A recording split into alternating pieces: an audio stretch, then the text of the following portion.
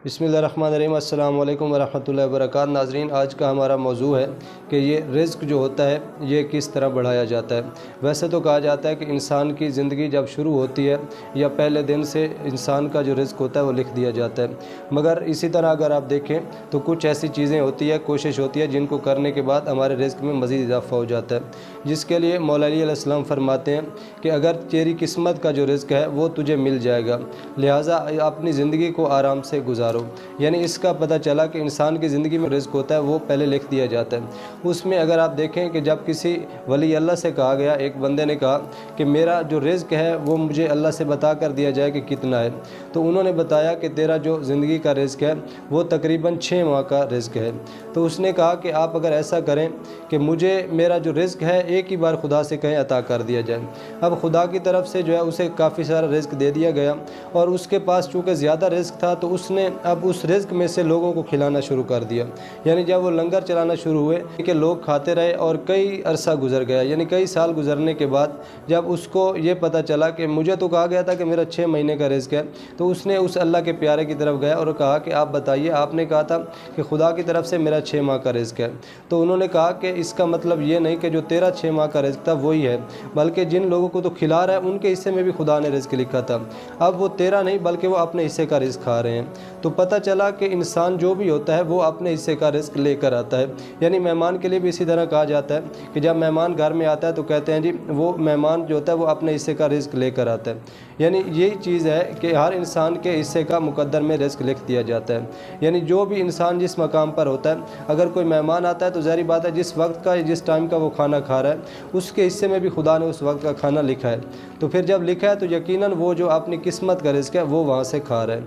यानी रिज़्क़ एक ऐसी चीज़ है जिसके लिए खुदा ने कहा है कि जो इंसानों को लोगों को ज़्यादा अता करता है खुदा उसको मज़ीद अता करता है। तो अगर आप देखें कि रिज़्क़ के बारे में अंबिया कराम की सवानयात को जब हम पढ़ते हैं तो पता चलता है बहुत से ऐसे अंबिया कराम थे जो लोगों को अपने साथ खाना खिलाया करते थे।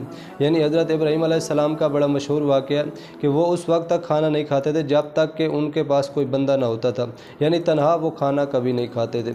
इसी तरह जब वो एक बंदे को पहाड़ से लेकर वापस अपने पास ले आए खाना खिलाने के लिए, और जब उन्होंने कहा कि आप खाना खाओ तो उस बंदे ने जब खाना शुरू करना चाहा तो जनाब इब्राहीम अलैहिस्सलाम ने कहा कि आप खुदा का ज़िक्र करो, यानी बिस्मिल्लाह से इब्तिदा करो।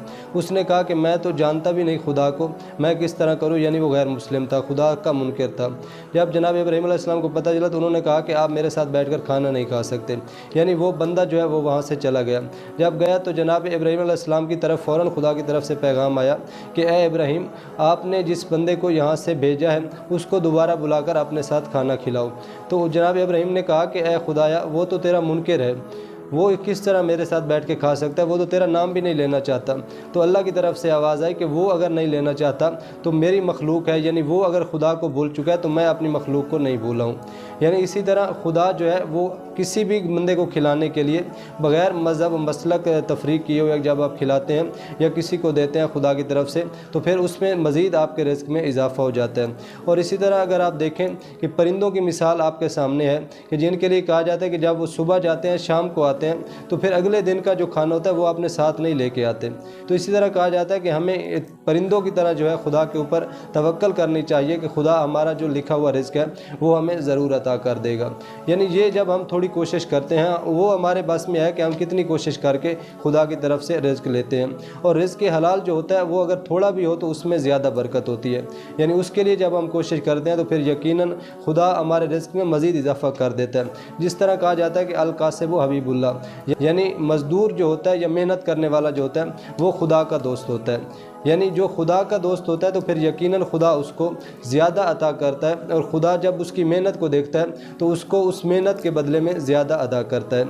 यानी इसी तरह जो भी मेहनत करके रिज़्क़ कमा लेता है उसके रिज़्क़ में मज़ीद इजाफ़ा हो जाता है। वस्सलाम।